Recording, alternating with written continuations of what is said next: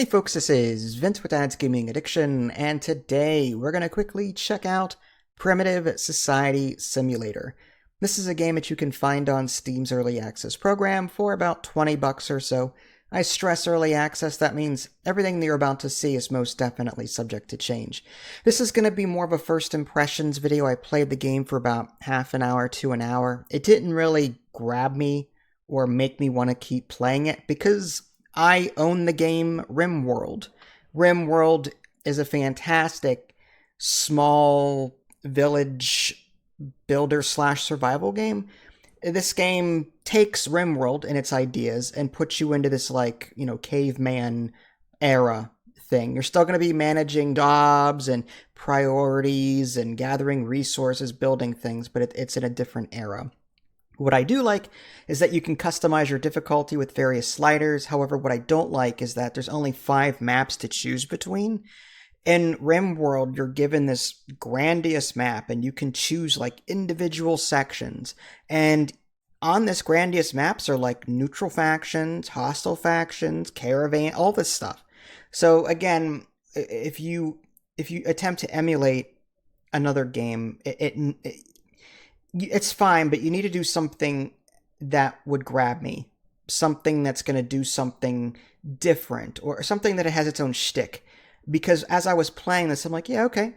I built a shelter, great. I put a floor down, I put the roof down, that's great.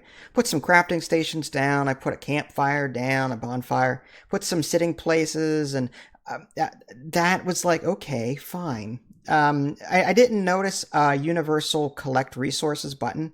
Rather, you have to draw a selection box over multiple things, and then you hit the harvest button, and I guess it harvests that way. But there was no, like, in RimWorld, you can click on the axe, or you can click on whatever, harvest, in order to harvest things. Here, it's just you have to do the selection box, then click on the button. You can, it just makes it a bit more tedious that way. But this game does a lot of what RimWorld does. There's a priority tree. You can assign these people to this, assign these people to this, assign these people to this. And the reason why you want to do that is because different people are good at different things. Some have different attributes that are geared more toward this. And what's cool is that they gain experience over time as they do a job. And that's super important. Like in RimWorld, they have different status effects. Are they next to a bonfire? Yay, a plus green number. Are they mad about something? Do they have any clothes on, for example? No? Oh, it's a negative red number. What kind of things are they wearing? That's typical of a RimWorld-esque game. Okay. There is a fast forward on the very top. It goes to time 16, which is good. There's also seasons. There's 4 different seasons. So there's even crafting tables that you can interact with. And like in RimWorld, you can choose always have 5 in stock, or craft 10 and that's it. So that's kind of a tedious thing. I didn't see a universal window for all the different crafting stations all in one place, and I could tab over and craft something else. Instead, I had to find the crafting station, click on it, and then click on what I wanted to do with it. That's just again, I wish there was some kind of universal crafting window. There may be, and I just missed it. Again, first impressions, I didn't spend a whole lot of time with this.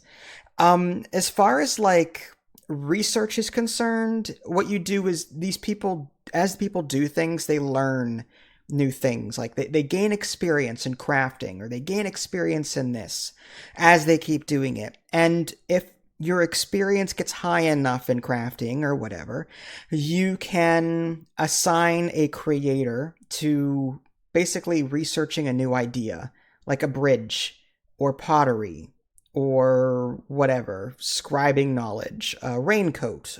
So once people have like upped their knowledge enough about a particular skill, that will unlock more down the line. And the tech tree seems to be fairly large. Again, I didn't go down it too much, but it was, I can see where that would be fun. A little grindy, but fun, because there's, you have to wait for your people to learn things before you can actually research it. I think in RimWorld, you had research points. There were some bugs, like opening up the quest window, everything was in a different language.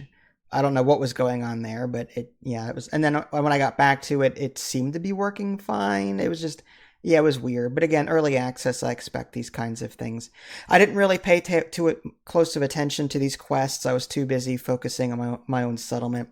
On occasion, you will get attacked. Again, you can change these settings in the difficulty menu. You can do like an easy, peaceful mode, or you can even customize your experience to be a bit more oomphy than that. Game pacing is something that they added, it looks like recently. It's in the options menu in game, and you can actually increase the rate at which you earn knowledge, energy recovery rate. You can enable immigration. So I guess people were complaining the game was too grindy, so you can kind of speed up time here by messing with those particular sliders. Again, it's not available in the main menu, but it's available in game once you're actually in there. All in all, like, this isn't a bad game so far. Like, I have no real drive to come back to it, simply because I've got other games like it that do a better job of what it's trying to do. So, do I recommend it? I'd say give it some more time to cook, and then maybe come back to this and, later on and see how it does then, closer to release. Well, this is Vince. Thanks for watching, and I will catch y'all next time. Take care.